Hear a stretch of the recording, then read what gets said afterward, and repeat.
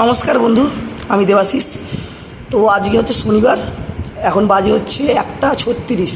হ্যাঁ, তো প্রতিদিনের মতোই আমি সকালবেলা ঘুম থেকে আজ উঠেছি 5:45 নাগাদ করে। তো ঘুম থেকে উঠে সর্বপ্রথম হাফ লিটারের মতো গরম জল খেয়েছি।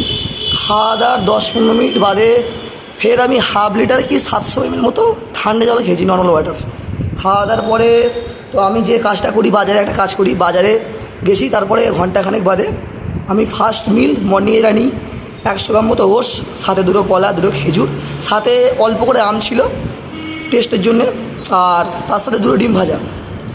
তারপরে ঘন্টাখানেক বাদে অল্প করে ছাতু খেয়ে কিছুক্ষণ রেস্ট নিয়ে, তো আধা ঘন্টা মতো রেস্ট নেওয়ার পরে অল্প কফি খেয়ে আমি জিমে এসেছি। তো জিমে আমি এসেছি আজকে 11:25-30 নাগাদ করে। তো এখন বাজে হচ্ছে, তো বললাম প্রথমে এখন বাজে 1:36, এখন 37 হয়ে গেল। তো যেহেতু আজকে শনিবার, তো আমি এই সপ্তাহে শরীর খারাপ থাকাকালীন লেগটা মারা হয়নি। তো এই সপ্তাহে লাস্ট লেগ মারলাম আজকে। লেগের সাথে অল্প করে শোল্ডার মারছি, শোল্ডারের লাস্ট ব্যায়াম আছে। তো তোমাদের প্রতিদিন আমি জিমের আগে পর্যন্ত কী মিলি সেটা বলি। তো আমার রোজের রুটিন একই থাকে প্রায়, রবিবার দিনটা বাদ দিয়ে। তো ব্যায়াম কমপ্লিট হওয়ার পরে আমি 2 কি 3টে কলা খাই, সাথে 4টে ডিম খাই হোল এগ।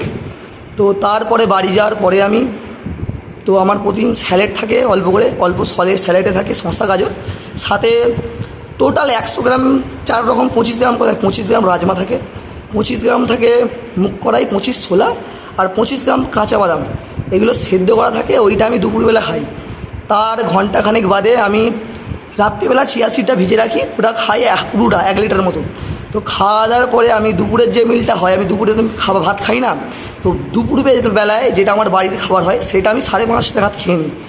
তার সাথে অল্প স্যালাড থাকে। তার ঘন্টাখানেক বাদে যতটা পারি জল খাওয়াই। জল তোমরাও খাবে সবসময় বেশি বেশি করে। তো আমি আমার জলটা খাই। খাওয়া দাওয়ার পরে রাত্রিরে ডিনারে থাকে আমার হাফ লিটার দুধ, আর কিছু খাই না। তো আমি নর্মাল ডায়েটটাই প্রিফার করি, কারণ আমার বাজারে কুলায় না। আর ওয়ে প্রোটিন চাইলে আমি নিতে পারি, কিন্তু নিই না, কারণ হচ্ছে এখন নিলে ভবিষ্যতে নিতে পারবো কি পারবো না, এই এখনকার জামানায় প্রচুর কস্ট।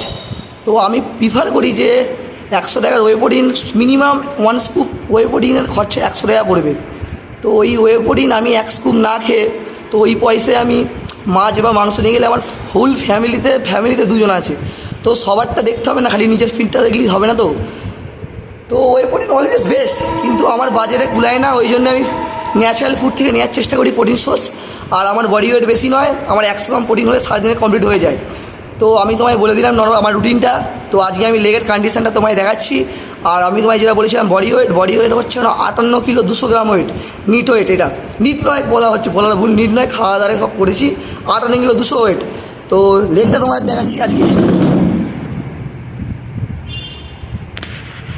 তো এই হচ্ছে আমার কারেন্ট লেগের লেগ। যতটা চেষ্টা করেছি হয়েছে, তো আরও বেটার করার চেষ্টা করব। আর সাথে শোল্ডার মেরেছি, তো শোল্ডারটাও তোমাদের দেখাই।